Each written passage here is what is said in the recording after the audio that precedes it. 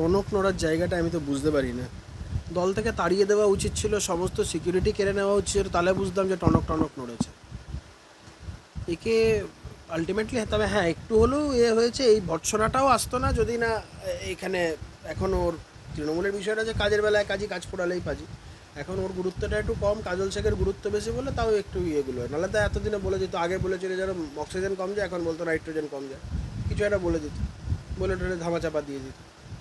আমি বলছি তোমাকে এইগুলোর বাইরে কার কি হলো না হলো, তৃণমূল কংগ্রেসের কি এলো গেল, এসব দিয়ে না আলোচনা করে তুমি বক্তব্যটা যদি শোনো, মনে হবে যে প্রশাসনের যে কত বড় একটা কঙ্কালসার চেহারা সেটা বেরিয়ে এসছে। থানার আইসিকে যেই ধরনের কথাবার্তা বলেছে, তার মা এবং তার স্ত্রীর সাথে যৌন কার্যকলাপে লিপ্ত হওয়ার ইচ্ছা প্রকাশ করেছে। বক্তব্যগুলো কি, তোর বউকে খুব সুন্দর দেখতে আমার কাছে নিয়ে এসেছিলিস না, তোর বউকে আর তোর মাকে নিয়ে একসাথে যৌন কার্যকলাপে লিপ্ত হবো, এই ধরনের কথাবার্তা। মানে আমি বলছি কোন জায়গায় নেমেছে এই বিষয়গুলো। থানার আইসির সাথে এমনভাবে কথা বলছে যেন বাড়ির মানে চাকর বাকরের সাথে আমরা এই ধরনের কথা বলি না। ফোন করতে করতে হঠাৎ রাজীব কুমারকে ফোনে ধরেছিলেন কিনা আমি জানি না, তবে যে ভাষায় কথা বলছিলেন আমার বিশ্বাস এই ভাষাতেই কথা হয়তো বলেন রাজীব কুমারের সাথে। বা শুধু অনুব্রত মণ্ডল না, তৃণমূলের সবাই এরকম, রাজীব কুমার থেকে থানার কনস্টেবল সবাইকে একইভাবে বিহেভ করে, এবং এটা হওয়াটা উচিত। আমি তো বলবো অনুব্রত মণ্ডল একদিকে ঠিকই করেছে, দিনের পর দিন যাদের পয়সা দিয়ে পুষেছে, যাদের মালকড়ি দিয়েছে, গরু চুরি, কয়লা চুরি, বালি চুরি, এই বেআইনি টোলগুলোর টাকা দিয়েছে, তো তাদেরকে এরকম বলবে না তো কি? তাও তো ভালো, এই আইসির মাথার উপরে কাজল শেখের আশীর্বাদের হাত আছে বলে তাই। তাহলে অন্য কোনো আইসিকে বললো তো বাড়িতে বউকে নিয়েও রাত্রিবেলা বাড়িতে দিয়ে আসতো। এটা হলো আমি খুব একটা অবাক হতাম না, যা পরিস্থিতি তৈরি হয়েছে আজকে। লজ্জা হওয়া উচিত।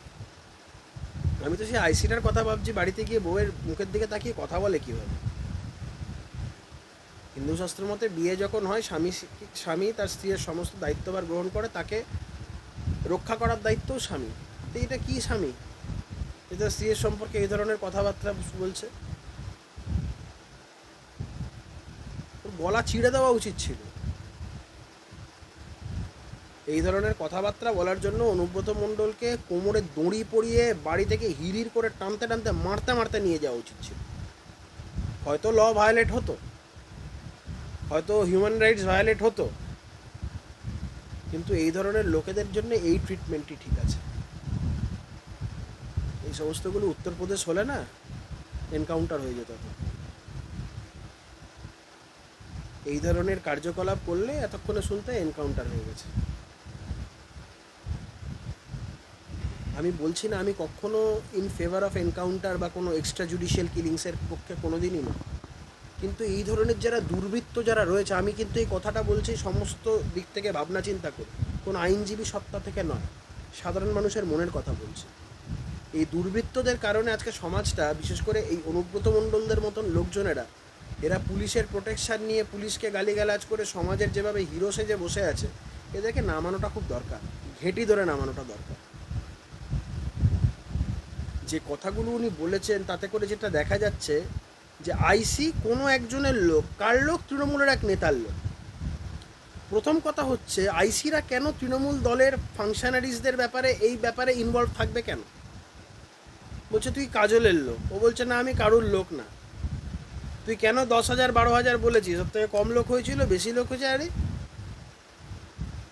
আমি এই মূল প্রসঙ্গেই যেই ঝামেলাটাকে কেন্দ্র করে ওদের বাব্বা পান্ত করলো আইসিটা, মানে হচ্ছে আইসিরা তৃণমূল কংগ্রেসের নেতাদের নেত্রীদের রিপোর্টিং দিচ্ছে যে এত লোক হচ্ছে, এই নেতার মিটিংয়ে এত লোক হচ্ছে, এই নেতার মিছিলে এত লোক হচ্ছে। এবার ওই নেতার গোসা হয়েছে যে তুই আমার মিছিলে লোক কম হয়েছে কেন বলেছিস। এ বলছি এটা কি পুলিশের কাজ নাকি? ইন্টেলিজেন্স সরকারকে রিপোর্টিং করতে পারে যে এই মিটিংয়ে মিছিলে এত লোক হয়েছে, কিন্তু দলের লোকজনকে বলা এবং সেটা নিয়ে আলটিমেটলি কি পুলিশ ডিপার্টমেন্টটা তুলে দিয়ে ওদের প্রত্যেক কটা পুলিশ স্টেশনের বাইরে তৃণমূলের পার্টি ইউজ করে দিলে হয়। এরা ভুলে যাচ্ছে যে সরকার একদিন না একদিন পরিবর্তন হবে। এরা যেভাবে ন্যাক্কারজনকভাবে এই জিনিসগুলো করছেন, তাতে করে এর ফল ভুগতে হবে, এদের ফল ভুগতেই হবে। কারণ পুলিশ যেভাবে চাকর হিসাবে প্রতিপন্ন হয়ে গেল না, এটা আলটিমেটলি ডিপার্টমেন্টের জন্য খারাপ হলো, অত্যন্ত খারাপ হলো ডিপার্টমেন্টের জন্য। এর আগে অনেক হয়েছে অতীতে, আমি বলছি তুমি অনুব্রত মণ্ডল ছেড়ে দাও, আমি আমার ব্যারাকপুরের ঘটনা বলছি। এখানে একজন পুলিশের সাব ইন্সপেক্টর র্যাঙ্কের একজন লোক ট্রাফিক ডিপার্টমেন্টে আছে এখন, তাকে তার বাড়ির সামনে তৃণমূলের কাউন্সিলর আর তার গুণধর পুত্র রাস্তায় ফেলে পেটালো। পুলিশ ডিপার্টমেন্ট কিচ্ছু করলো না। আমাকে নিচুতলার বহু পুলিশের লোকেরা ফোন করেছে, বলেছে তারা দুঃখ করেছে, বলছে এই চাকরিটা করতে আর ভাল লাগে না। আমাদের চোখের সামনে আমাদের ডিপার্টমেন্টের লোককে রাস্তায় ফেলে পেটালো, এবং ও তখন খুব সম্ভবত উর্দি পড়া অবস্থায় ছিল, রাস্তায় ফেলে পিটিয়েছিল। কোথায় থাকবে পুলিশের মনোবল? কোন ভদ্রলোকের বাড়ির ছেলে আর চাইবে যে পুলিশের চাকরি করব? পুলিশের চাকরি করতে গেলে কোনো ভদ্রলোক বাড়ির বাবা তার ছেলেকে বলবে এগুলো সহ্য করতে পারবি তো, বলবে রাত্রিরে বউকে নিয়ে আয় ঘরে। এই তো পরিস্থিতি। ওই দু কলম ক্ষমা চেয়ে নিলাম, আর তৃণমূল ওই একটা পোস্ট পাবলিশ করে দিল অবমাননাকর বক্তব্য, ওই মহিলার মান সম্মানগুলো ফিরে আসবে? ওই আইসির স্ত্রীকে যেভাবে কদর্য ভাষায় কুৎসিত ভাষায় আক্রমণ করেছেন, ওর মান সম্মান ফিরে আসবে? বউকে সুন্দর দেখতে রাত্রিবেলায় নিয়ে আয় দুজনের সাথে একসাথে, মানে এগুলো কোথায় বাস করছি আমরা? আমরা বলি না পোটেনশিয়াল রেপিস্ট, এই অনুব্রত মণ্ডলের মতন লোকেরা হচ্ছে সোকল্ড এই পোটেনশিয়াল রেপিস্ট। একটা কল রেকর্ডিং বেরিয়েছে তাই জন্য জানতে পারছি, এরকম কত মহিলাদের রাত্রিবেলা হয়তো তাদের বাড়িতে কোনো পুলিশের লোক হোক বা অন্য লোক হোক নিরুপায় হয়ে ঘরে দিয়ে আসতে হয়। এই লোকটার যদি এই মানসিকতা হয়, তাহলে তো এই ঘটনা এরকম হয়তো কত ঘটেছে আমরা জানি না। অনু সংশোধন, চর্বিটা কমেছিল, এখন চর্বিটা আবার বেড়ে গেছে। বেশি চর্বি বাড়লে আবার চর্বি কমানোর আমরা ট্রিটমেন্ট জানি কী করে চর্বি কমাতে হয়, এটুকুন তোমাকে বলতে পারি। চর্বি বেশি বেড়ে গেছিলো, কমে গেছে, আবার চর্বি বাড়ছে, আমরা নজর রাখছি সেই দিকে। চর্বি কী করে কমাতে হয় আমরা জানি না। সেটা তো না দলগত, সেটা তো অলরেডি আছে, বীরভূমে বাইপোর কন্ট্রোলে টোটালটাই চলে গেছে। নাহলে ওর বিরুদ্ধে কোনো শোকজও হতো, মানে ওর বিরুদ্ধে কোনো প্রেস বিবৃতিও জারি হতো না, কিছুই হতো। এইটা করে আলটিমেটলি ওটাই তো অনুব্রত মণ্ডলের জ্বালা, ওরা প্রশাসনিক লেভেলে কন্ট্রোলটা পর্যন্ত নেই, সবটা চালাচ্ছে কাজল শেখ। এবার ওই অনুব্রত মণ্ডল বলছে আমি এতদিন তোমাকে পয়সা করি সব দিয়ে গেলাম, ভাগ বাটোয়ারা দিয়ে গেলাম, আজকে আমি পর হয়ে গেলাম। এখন কাজল শেখ আপন হয়ে গেছে, অনুব্রত মণ্ডল পর হয়ে গেছে। এটাই মেন জ্বালাটা ওর, যে জেলায় ওর সেইভাবে আর চলছে না প্রশাসনিক স্তরে, যা কাজল শেখ বলছে তাই হচ্ছে। তাই এই জন্য পুলিশের লোকজনদের এসব করছে। তো ওপরের জায়গায় বলতে পারছে না, নিচের তলায় ভাবছে ধমকে চমকে যদি কিছু করা যায়। তবে এটা ঠিক কথা, পুলিশ পশ্চিমবঙ্গে তার নেচার অ্যান্ড ক্যারেক্টার হারিয়ে ফেলেছে। মানে এটা বলার জন্য কোনো বড় বিজ্ঞও হতে হয় না, বড় পণ্ডিত হতে হয় না, কিছুই না।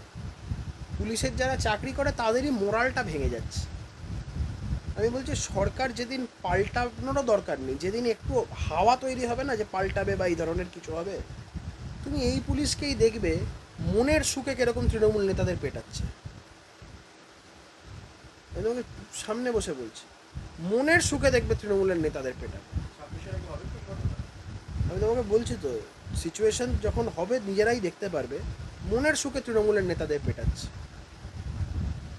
আমার খারাপ লাগে সেই সমস্ত পুলিশের লোকজনেরা যারা এই সমস্ত লাঞ্ছনা, এই সমস্ত অপমান সহ্য করে আছে। তাদের উদ্দেশ্যে বলবো অনেক কাজ আছে দুনিয়ায়, হয়তো দুটো পয়সা কম রোজগার হবে, কিন্তু বাড়িতে সম্মানের সাথে বাঁচতে পারবেন, মাথা উঁচু করে চলতে পারবেন, পাড়ার লোকের কাছে চোখে চোখ রেখে কথা বলতে পারবেন। আমি ফর এক্সাম্পল তোমাকে একটা কথা বলছি, ধরো এই যে আইসি যাকে বললো তোর বউকে নিয়ে তোর মাকে নিয়ে এই সমস্ত কথা, ওই আইসিটা এই ধরো পাড়াতে যখন হেঁটে যাবে, পাশের বাড়ির 10টা লোক দেখবে, এই দেখো পুলিশ নিজের বউ আর মায়ের সম্মানই রক্ষা করতে পারে না। এটাতে উনার যেমন ব্যক্তিগত সম্মানহানি, উর্দিটারও সম্মানহানি। মহিলা মুখ্যমন্ত্রী আমি এক্সপেক্ট করেছিলাম যে ওই বোলপুর থানার আইসির স্ত্রীকে এই ধরনের কদর্য ভাষা, ওনার মাকে কদর্য ভাষায় কথা বলার পরে উনি হয়তো অনুব্রত মণ্ডলের হয়ে ক্ষমা চাইবেন, বা উনি হয়তো এর বিরুদ্ধে কোনো রকম কোনো পদক্ষেপ নেবে। কোনোটাই উনি করেননি। ওদিকে মোদিজিকে তার ব্যক্তিগত জীবন নিয়ে কুৎসা করেছেন। দেখুন, কুৎসা যদি কেউ করে তার একার ঠেকা নয় কুৎসা করা। ইঁট যদি কেউ মারে, পাটকেল খাওয়ার মানসিকতাটাও তৈরি করে রাখতে হয়। তা আমি মমতা বন্দ্যোপাধ্যায়ের এই প্রসঙ্গে আমি একটা পোস্ট করে পাল্টা দীপক ঘোষের একটা বইয়ে দুটো পাতা পোস্ট করেছি, তাতেই নিয়ে হই হই হই হই পড়ে গেছে।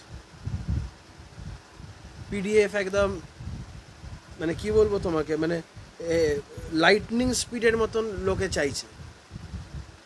আমার ব্যাক অফিসের যারা ছেলেরা আছে যারা এগুলো করে, তারা পাগল হয়ে যাচ্ছে দিতে দিতে পিডিএফ, তাদের মাথা খারাপ হয়ে যাচ্ছে। 1 লক্ষর উপরে একদিনের মধ্যে ডিস্ট্রিবিউশন হয়েছে।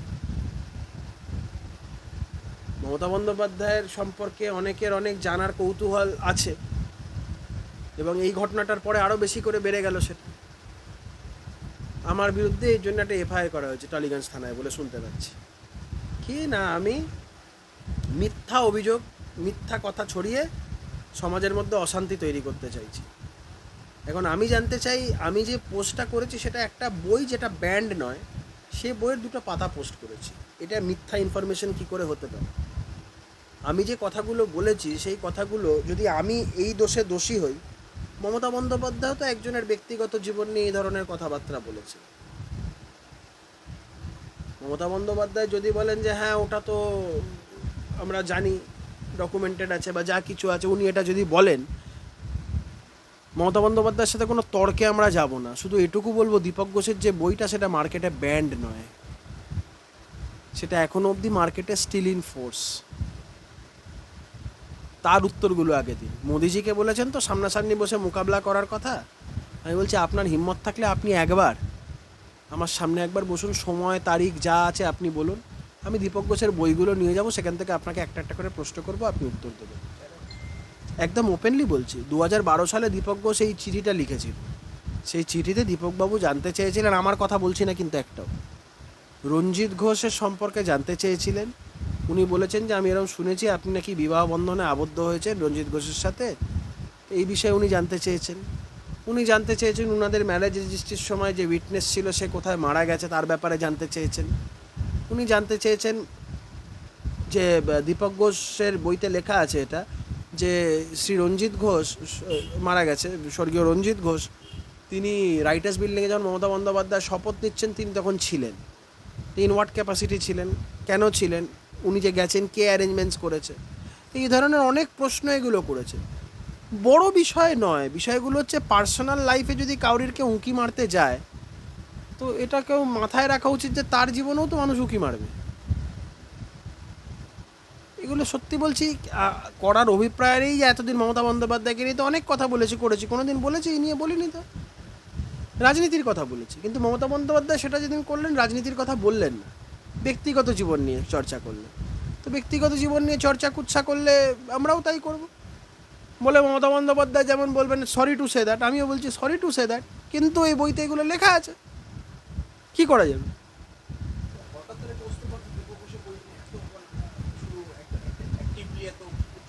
না না, দীপক ঘোষের বইটা, দীপকবাবু তো মারা গেছেন, কিন্তু ওনার এটা একটা, আমি মনে করি এটা অনবদ্য সৃষ্টি, এটা বাংলার মানুষকে জানানো উচিত।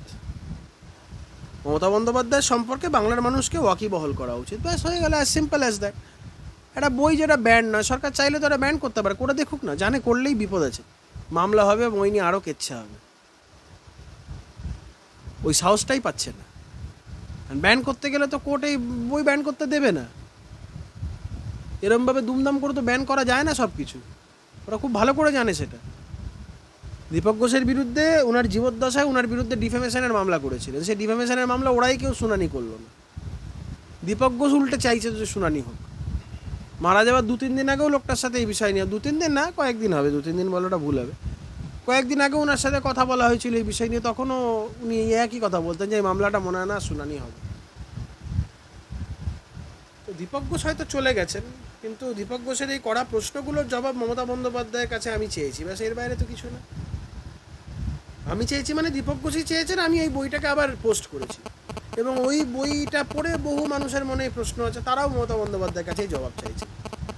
তাতে করে রেগে গিয়ে উনি এখন এফআইআর করার নির্দেশ দিলেন আমার বিরুদ্ধে, তাতে কী করা যাবে? ওনার যদি মুখে এত চুনকালি মাখার ইচ্ছা হয়, তাতে আমি কী করবো? How can I help them? Mamata ব্যানার্জিকে মুখে চুনকালি মেখে আবার ঘুরতে হবে 2 দিন পরে। ও যা পারে করুক গে, যাক। I am ready to accept their hospitality. At the same time, I am also ready তাদেরকে যথেষ্টভাবে আদর আপ্যায়ন করা যায় সেই ব্যবস্থাও আমি করে রাখছি। আসবে, যথেষ্ট সম্মানের সাথে আদর আপ্যায়নের সাথে বরণ করে নেবো আমরা, এবং তারপরে I will be ready to accept the state hospitality. কিন্তু তারপরের কনসিকুয়েন্সেসগুলো সরকার বুঝবে। হয়তো বলছি এই মামলা টেকাতে পারবে না, চ্যালেঞ্জ আজকে বলে দিলাম, মিলিয়ে নিও আমার কথা। হাইকোর্টে এই মামলা ইন্টারফেয়ার করবে, এই মামলা টিকতে পারে না। ইনগ্রিডিয়েন্টটা কোথায় 353(2) এর? যা খুশি তাই বলে দিলে হয়ে গেল নাকি? ওদিকে বলছেন যে প্রথমে চাওয়ালা বলতেন, তারপরে পাহাড়দার, এখন সিঁদুর বেচতে এসেছে। সিঁদুর বেচাটা কি হয়, কি বলতে চাইছে? সিঁদুর বেচতে এসে বলছেন প্রধানমন্ত্রী।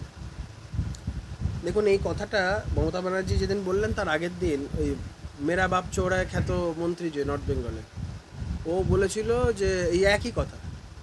তখন এই তৃণমূলের এই প্রিজেন্ট ভ্যান চাপড়ানো মুখপাত্র বলল এটা দলের বক্তব্য নয়, দল এটা অনুমোদন করে।